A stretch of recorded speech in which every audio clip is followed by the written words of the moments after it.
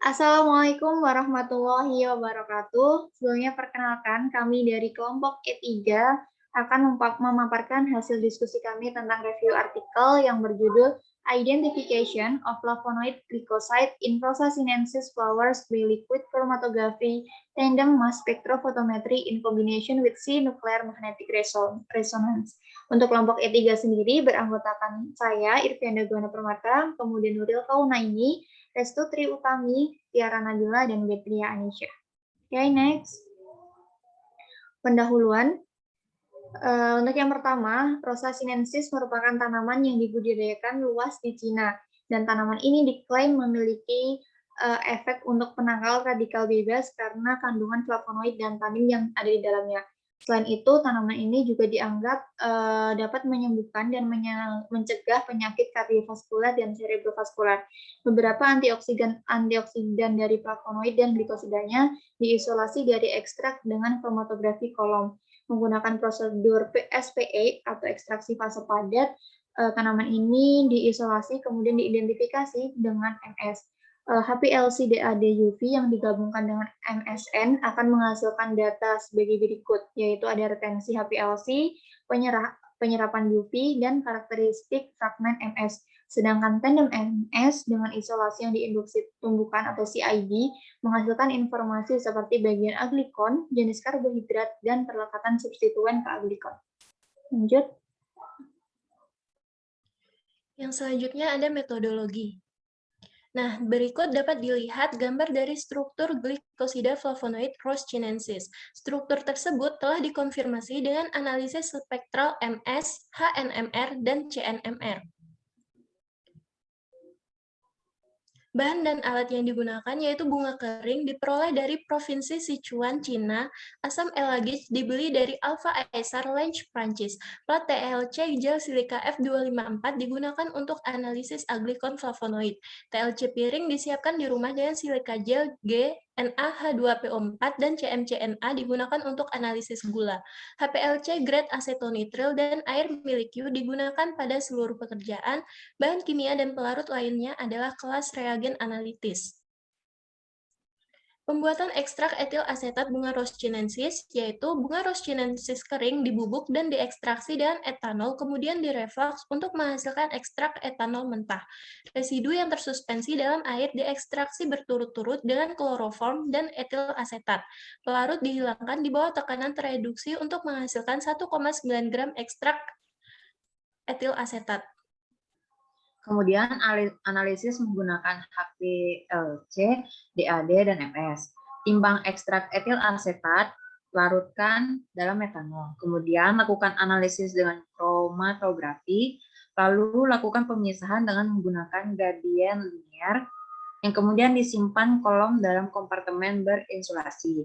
Fase gerak yang digunakan terdiri dari asam format dan asetonitril.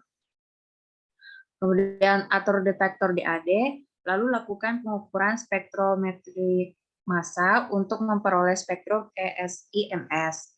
Selanjutnya, analisis menggunakan TLC. Reflux ekstrak etil asetat dengan HLC dalam metanol selama 1 jam, lalu diuapkan sampai kering, kemudian disuspensi dan diekstraksi.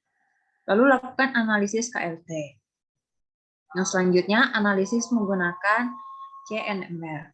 Timbang secara akurat ekstrak etil asetat, lalu larutkan dalam dimetil sulfoksida untuk analisis CNMR dengan sistem Docker. Selanjutnya yaitu ada hasil dan pembahasan. Untuk pertama, deteksi glikosida flavonoid pada bunga Rosa sinensis. Di sini fraksi etil asetat ekstrak kasar bunga Rosa sinensis memiliki aktivitas antioksidan terkuat. Pada penelitian ini, ekstrak etil asetat bunga Rosa sinensis ini dianalisis untuk mendapatkan profil flavonoid menggunakan HPLC DAD-MS. Kombinasi dengan CNMR, terdapat 8 glikosida flavonoid yang diisolasi dengan menggunakan kromatografi kolom panjang. Nah, 8 senyawa flavonoid tersebut dapat diidentifikasi dengan jelas seperti pada tabel 1 dan untuk strukturnya itu pada gambar 2 dengan membandingkan waktu retensi, absorpsi UV, dan tandem spektrum MS dari puncak dengan standar otentik. Next.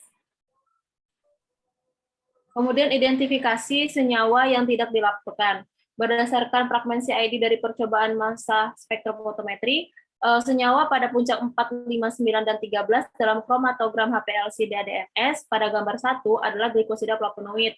Tetapi senyawa pada puncak 2 dan 8 bukan termasuk golongan glikosida flavonoid karena deteksi tingkat tinggi asam galat pada bunga rosenensis. Di sini puncak 2 kemungkinan merupakan asam elagik yang menunjukkan UV dan tandem MS. Data spektrum puncak 2 ini cocok dengan asam elagik yang terdapat dalam literatur. Untuk menentukan identitas mereka yaitu dengan mencocokkan waktu retensi, penyerapan UV, dan data MS dengan glikosida flavonoid aslinya. Untuk identifikasi lebih lanjut itu dilakukan dengan menggunakan kombinasi MS dan CNMR. Next. Oke, selanjutnya yaitu identifikasi aglikon dan bagian gula dengan KLT. Jadi KLT sendiri dapat digunakan untuk analisis kualitatif adanya flavonoid ataupun gula. Untuk ekstraknya dihidrolisis dengan reflux dalam HCl1,2M dalam 50% metanol berair untuk mendapatkan aglikon dari flavonoid dan gula tersebut. Berdasarkan penelitian didapatkan bahwa ada 2 flavonoid aglikon dan ada 5 gula. Selanjutnya adalah penjelasan struktur aglikon flavonoid yang tidak dilaporkan, yaitu pada puncak 4, 5, 9, dan 13 oleh HPLC DAD MSN. Karakteristik dari glikosida flavonoid sendiri dirangkum pada puncak 1, 3, 6, 7, 10, 12, dan 14. Kemudian dipilih penyerapan UV maksimum untuk membedakan antara satu dengan yang lainnya. Pada lambda 255 nanometer didapatkan bahwa jenis tersebut adalah quercetin, sedangkan pada lambda 256 nanometer yaitu kaempferol. Sedangkan pada puncak 4, 5, 9, dan 13 itu diidentifikasi berdasarkan temuan yang disebutkan di atas, yaitu quercetin dan kaempferol. Pada puncak 5, 9, dan 13 diidentifikasi masing-masing sebagai quercetin, 30D silosida, kaempferol 30D silosida, dan quercetin 30D galactosid 6 tomfarol. Next. Selanjutnya konfirmasi posisi glikosilasi dengan 13C NMR. Glikosilasi pada C3 menghasilkan efek orto yang besar pada C2, menyebabkan pergeseran kimia C2 turun secara signifikan dibandingkan saat tidak ada rantai gula melekat pada C3. 13C NMR dari ekstrak etil asetat bunga rosa sinensis pada gambar 3 menunjukkan kuat. Untuk memvalidasi protokol analitik dilakukan dengan larutan campuran 4 standar glikosida flavonoid. Kromatogram HPLC pada gambar 4 menunjukkan glikosida flavonoid terpisah dengan baik satu sama lain. Sedangkan hasil TLC dari campuran menunjukkan terdapat 2 gula dalam sampel, yaitu L-rhamnose dan D-glukosa. Hasil ini menegaskan bahwa protokol yang diusulkan dalam pekerjaan ini akurat dan efektif untuk mengidentifikasi glikosida flavonoid dalam sampel botani. Next. Selanjutnya kesimpulan. Berdasarkan hasil dan pembahasan, pola fragmentasi MS dari masing-masing senyawa dan juga hasil RF dari analisis KLT diidentifikasi sifat aglikon dan gula. 12 glikosida flavonoid terdeteksi dalam ekstrak, di antaranya 8 diketahui tanaman dan 4 terdeteksi dan diidentifikasi untuk pertama kalinya dalam penelitian ini. Hal ini juga menunjukkan bahwa HPLC DADMS yang digunakan dalam kombinasi dengan 13 CNMR sangat efektif dan akurat untuk mengidentifikasi komponen kimia langsung dari ekstrak botani kompleks yang sangat berguna ketika senyawa otentik tidak tersedia untuk peneliti. Baik, sekian presentasi dari kelompok kami. Mohon maaf atas segala kesalahan. Akhirul kalam. Wassalamualaikum warahmatullahi wabarakatuh.